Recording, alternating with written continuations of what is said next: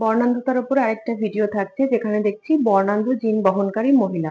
এই যে এক্স প্রকট আর এটা যেহেতু প্রচ্ছন্ন বৈশিষ্ট্য তাহলে এ বর্ণান্ধ নয়, কিন্তু এর মধ্যে বর্ণান্ধের জিনটা রয়েছে। আর এখানে রয়েছে স্বাভাবিক পুরুষ, তাই জন্য এক্স আর ওয়াই থাকছে। এবার যখন চেকার বোর্ডটা করছি দেখো এক্স আর এক্স, এখানে যে প্রথম কন্যা সন্তানটি রইলো তার মধ্যে কিন্তু বর্ণান্ধতা থাকছে না, অর্থাৎ সে স্বাভাবিক কন্যা সন্তান।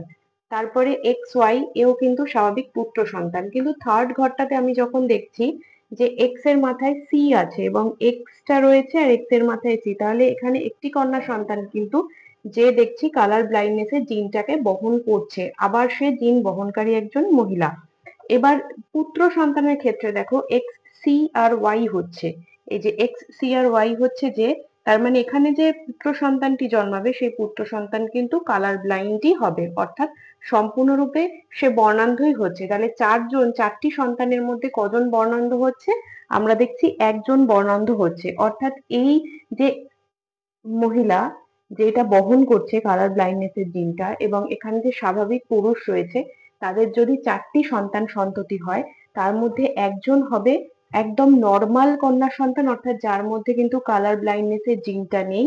আরেকজন হবে স্বাভাবিক একদম পুত্র সন্তান যার মধ্যেও কালার ব্লাইন্ডনেস এর কোনো জিন নেই।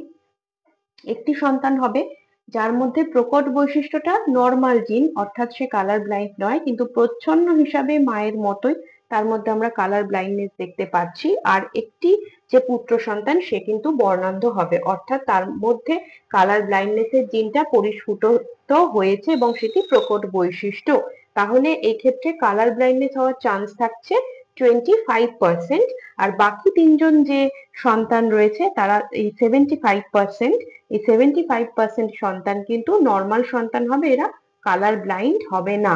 তাহলে কালার ব্লাইন্ডের সম্ভাবনা কতদের ক্ষেত্রে আমরা দেখছি? একটি সন্তান, তাহলে 25% সন্তান কিন্তু এখানে কালার ব্লাইন্ডনেস হচ্ছে। তাহলে এভাবে যদি প্রশ্ন আসে যে কত পার্সেন্টেজ হিসাবে দেখছি যে কটি সন্তান বা কত পার্সেন্টেজ, বা সেক্ষেত্রে যদি আমরা ফেনোটাইপ জেনোটাইপ অনুপাত করি তাহলে আমরা এইভাবে চেকার বোর্ডের সাথে করে দেখাতে পারবো। তোমরা ভিডিওটা দেখতে দেখতে কিন্তু নিজেরাও প্র্যাকটিস করো, তাহলে প্র্যাকটিস হয়ে যাবে।